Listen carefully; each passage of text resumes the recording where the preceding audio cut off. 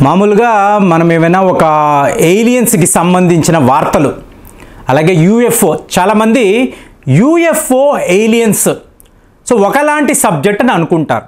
UFO అంటే unidentified flying object. అంటే మీకు భూమి మీద కూడా ఎవరో ఒక పరిశోధన చేస్తున్నారు. ఇప్పుడు డిఆర్డిఓ వాళ్ళు ఒక కొత్త రకమైన రాకెట్ను కనిపెట్టారు.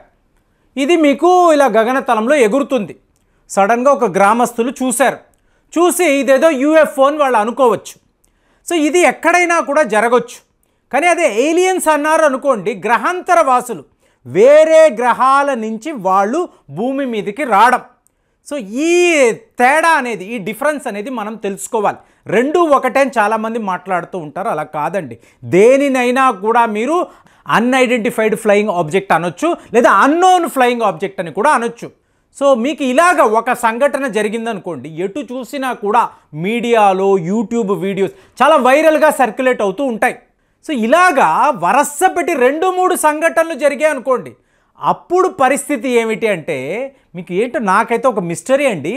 అమెరికాలోనే ఇలాంటి యూఎఫ్ఓలు ఎందుకు కనిపిస్తాయి అంటే, మనం ఎవరైనా ఏలియన్స్ కనిపించారనుకోండి, వెళ్ళి అడుగుతాం, ఒరే మీరు ఎందుకురా పదే అమెరికాకే వెళతారు, మా దేశాలకు రావచ్చు కదా అంటే, చంద్రయాన్ 3 తరువాత మేము చెన్నై వచ్చామండి, తమిళనాడులో ఎన్నో ప్రాంతాల్లో తిరిగాము, ఆంధ్రాలో నెల్లూరు దాకా కూడా వచ్చామని వాళ్ళు ఆన్సర్ చేస్తారు.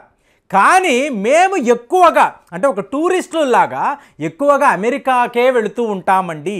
అంటే హాలీవుడ్ చిత్రాలు అమెరికా వాడికి ఇలాగా మేము superior race, advanced country, so మమ్మల్ని పలకరించడానికి ఏలియన్స్ వస్తూ వెళుతూ ఉంటారు అని చెప్పుకోవడం వాడికి ఇష్టం. ఇందులో ఎంతవరకు నిజం ఉంది, అసలు ఈ ఆబ్జెక్ట్స్ అన్నీ ఎలా వస్తున్నాయి, ఎలా వెళుతున్నాయి ఎవరికి అర్థం కాదు. కానీ మీకు ఇలాగ యూఎఫ్ఓలు అనండి, ఏలియన్స్లు అనండి, అమెరికాకు వచ్చి వెళ్ళడము, ఆ వీడియోలు తీసి వాయిస్, వావ్ ఏంటి ఇంత బాగుంది, అసలు ఈ ఆకారం ఏంటి ఇలా ఉంది, ఇంతకుముందు మనం ఎప్పుడూ చూడలేదే, వీళ్ళు వేరే గ్రహం నుంచి, మార్స్ నుంచి వచ్చారా, మెర్క్యూరీ నుంచి వచ్చారా, ఈ వాయిస్లు మీకు వినిపిస్తూ ఉంటాయి. ఇవాళ వైరల్గా సర్క్యులేట్ అవుతున్న ఒక వీడియో, అరిజోనా అనబడే ప్రాంతంలో నీలము రంగులో మీకు ఒక యూఎఫ్ఓ అండి, మీకు అలా తేలుతుంది. మామూలుగా యూఎఫ్ఓ అన్నాం అనుకోండి, ఒక 5-10 సెకండ్స్ అలా కనిపించి మీకు మాయమైపోతుంది. ఇది ఏకంగా 30 నిమిషాలు డిఫరెంట్ పోజులు, మీకు ఇలా పైకి వెళ్తుంది, కిందకు వస్తుంది, ఇటు తేలుతుంది, అటు తేలుతుంది.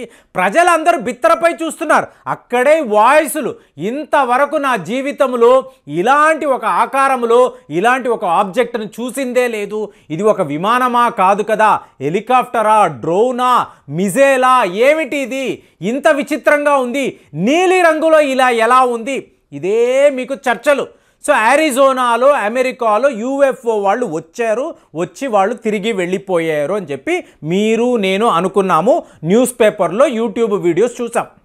మీరు ఇక నెక్స్ట్ లెవెల్లో చూసారనుకోండి, సదర్న్ కాలిఫోర్నియా, ఇక్కడ మీకు ఆస్ట్రోనైట్స్ అండి, అంటే గ్రహ శకలాలు.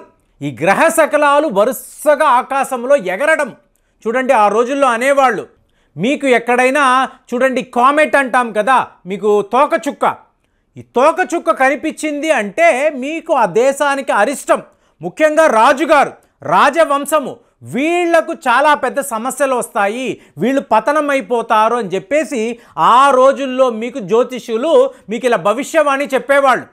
సో ఇవాళ అమెరికాలో మీరు చూసారనుకోండి, ఈ ఆస్ట్రాయిడ్స్ మీకు విపరీతంగా 1 కాదు 2 కాదండి, ఒక గ్రూప్ ఆఫ్ గ్రహ శకలాలు అలా ఎగురుకుంటూ వెళ్ళడము సౌత్ కాలిఫోర్నియాలో ప్రజలు చూసి బిత్తరపోయారు.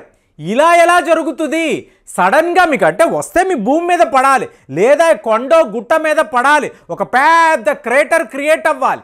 అలా ఏమీ జరగడం లేదు, మీకు ఆకాశంలో దూసుకుపోతున్నాయి. ఏమిటి ఇది ఎవరికి అర్థం కావట్లేదు. ఫైనల్గా కొంతమంది ఏంటంటే ఇది స్పేస్ ఎక్స్ వాళ్ళ రాకెట్లండి, ఆ రాకెట్ల డెబ్రీ ఉంటుంది చూసారా, మీకు చెత్త, రాకెట్ నుంచి విడి భాగాలు పడిపోయి మీకు చెత్తలా తయారవుతాయి. ఇవాళ అంతరిక్షంలో అంతా మీకు ఎలాంటి ఒక పొల్యూషన్ అంటే, ఎలాంటి ఒక ట్రాఫిక్ జామ్ అంటే, ఈ చెత్త వల్లే, ఈ డెబ్రీ వల్లే మీకు ఇన్ని సమస్యలు. అలాగా స్పేస్ ఎక్స్ నుంచి వెళ్ళిన ఒక రాకెట్ దాని విడి భాగాలు ఇలాగ మీకు ఆకాశంలో ట్రావెల్ చేస్తున్నాయా అని చెప్పి ఎంతోమంది శాస్త్రవేత్తలు మాట్లాడారు. ఇక ఇంతకు మించి మీరు చూశారనుకోండి, రేపు 8వ తారీఖు ఏమిటండి, మీకు సంపూర్ణమైన సూర్యగ్రహణం. అంటే చూడండి, వరస పెట్టి ఒకటి తర్వాత ఒకటి ఇలాంటి వార్తలే వినిపిస్తున్నాయి. ఇవాళ ఈ సూర్యగ్రహణాన్ని మీరు భారతదేశం నుంచి చూడవచ్చా అంటే కుదరదండి. మీరు ఏకంగా నార్త్ అమెరికా వెళ్ళాలి, లేదా మెక్సికో వెళ్ళాలి. కెనడాలో కొన్ని భాగాలలో మీకు ఈ సూర్యగ్రహణాన్ని చూడొచ్చు. ఈసారి సూర్యగ్రహణం ఏంటంటే 2024లో వస్తున్న మీకు ఫస్ట్ సోలార్ ఎక్లిప్స్, చంద్రగ్రహణం వచ్చి వెళ్ళిపోయింది. కానీ ఇక్కడ నాసా వాళ్ళు ఒక అద్భుతాన్ని సృష్టిస్తున్నారండి.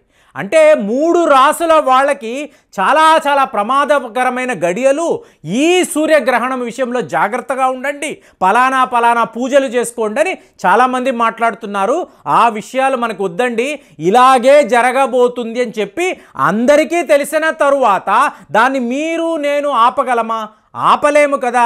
జరిగేదేదో జరుగుతుంది, మనము ప్రశాంతంగా ఉందామని చెప్పి అనుకున్నాం అనుకోండి, జీవితం హ్యాపీగా ఉంటుంది. దీనికోసం టెన్షన్ పడిపోయి ఇక్కడికి అక్కడికి పరిగెడుతూ మనము ఏదేదో చెయ్యాలి, ఏవేవో పరిష్కారాలు వెతకాలి అంటే అలాంటివి ఉండదండి. ప్రకృతి నియమంలో ఏది జరగాలో అది జరుగుతుంది. సో ఇవాళ నాసా వాళ్ళు ఏం చేశారు అంటే WB-57 అనబడే కొత్త రకమైన జెట్లండి. మీకు 740 km/h దీని వేగం. 2 జెట్లను తీసుకున్నారు. తీసుకొని వీళ్ళు ఏం చేస్తున్నారు అంటే 50,000 అడుగులకు పైగా నేరుగా ఈ సూర్యగ్రహణము ఎక్కడైతే అంటే చంద్రుడి నీడ కదా సూర్యగ్రహణము, ఈ చంద్రుడి నీడ వైపు ఈ విమానాలను తీసుకొని వీళ్ళు వెళ్తున్నారు నాసా శాస్త్రవేత్తలు. ఎందుకండి, పని పాట లేదా? ఎందుకు అక్కడ దాకా వెళ్ళాలి అంటే వీళ్ళు చెప్పే చూడండి, అంటే ఎంత ఒక అద్భుతమైన ఒక అబ్జర్వేషన్, ఈ ఎక్స్పెరిమెంట్ ఎంత గొప్పగా ఉంది అంటే సూర్యుడి చుట్టూ మీకు సన్ కరోనా అంటారు కదా. సో ఇలాంటి గ్రహణము టైంలో మీకు టోటల్గా చందమామ యొక్క నీడ సూర్యుడి మీద పడినప్పుడు ఈ కరోనా మాత్రమే, అంటే ఈ లైట్ సిస్టమ్ చూసారా, సూర్యుడి చుట్టూరుతో ఉండే లైట్ సిస్టమ్ అంటే wave lens, light wave lens అంటారు. దీనిని మీరు అద్భుతంగా మీరు అబ్జర్వ్ చేయొచ్చు, మీ పరిశోధనలకు ఉపయోగపడుతుంది. కాబట్టి వీళ్ళు ఏం చేశారు, 2 WB-57 విమానాలను నేరుగా 50,000 అడుగులు, ఎందుకండి అంత హైట్కి వెళ్ళాలి, మామూలు విమానాలు 30,000 అడుగులే కదా అంటే అంత హైట్కి వెళ్ళినప్పుడు మీకు ఈ లైట్ వేవ్ లెన్స్ మీకు అట్మాస్ఫియర్లో కాకుండా క్లియర్గా మీకు కనిపిస్తుంది. రికార్డింగ్కి మంచి అవకాశాలు ఉంటాయి. అబ్జర్వేషన్ చేయడానికి మీకు ఇంతకు మించిన ఒక గొప్ప అట్మాస్ఫియర్ మీకు అక్కడ దొరకదు. కాబట్టి అక్కడికి వెళ్ళి సూర్యుడి నుంచి వస్తున్న ఈ కరోనా, ఇందులో ఉండే లైట్ వేవ్ లెన్స్, వీటి యొక్క పనితనము, వీటి యొక్క కాంతి పుంజలో ఉండే ఆ కెమికల్ కంపోజిషన్, వీటినంతా క్షుణ్ణంగా మనం పరిశీలించవచ్చు. ఇవాళ సూర్యుడి నుంచి వెలుతురు కిరణాలు వస్తున్నాయనుకోండి, మధ్యలో మీకు స్కాటర్డ్ అట్మాస్ఫియర్ ఉంటుందండి. కాబట్టి ఎన్నో మూలకాలు, ఎలిమెంట్స్ మనం గమనించలేం. This is the right time అని చెప్పి ఇవాళ నాసా శాస్త్రవేత్తలు చెప్పి ఇలాగ వీళ్ళు 2 విమానాలను పంపించి ఆ సోలార్ సిస్టమ్ ఎలా ఉంటుంది, అందులో ఈ కరోనా యొక్క పనితనం ఎలా ఉంటుంది, ఈ లైట్ వేవ్ లెంత్ ఎలా పనిచేస్తుంది, ఇలాంటి అత్యంత కీలకమైన విషయాలను తెలుసుకోబోతున్నాము అని చెప్పి వాళ్ళు చెప్తున్నారు. సో చంద్రగ్రహణం అయిపోయింది, సూర్యగ్రహణం మీద ఇంత పెద్ద పరిశోధనలు నాసా వాళ్ళు చెయ్యబోతున్నారు. ఇలాగా గగనతలములో, అంతరిక్షములో ఎన్నో విచిత్రాలను ఈ మధ్య మనం ఎక్కువగా చూస్తున్నాము. దీనికి కారణాలేంటి మీరు చెప్పగలరా? ఇలాంటి ఏలియన్స్, యూఎఫ్ఓ, సన్ యొక్క ఎక్లిప్స్, ఇవన్నీ కూడా కంటిన్యూస్గా జరగడము దేనికైనా సాంకేతం. అంటే మహాప్రళయము రావడానికి ముందు ఇలాంటివన్నీ జరుగుతూ ఉంటాయండి. ఆ రోజుల్లో ఎన్నో మీకు గ్రంథాల్లో వీళ్ళు రాశారు.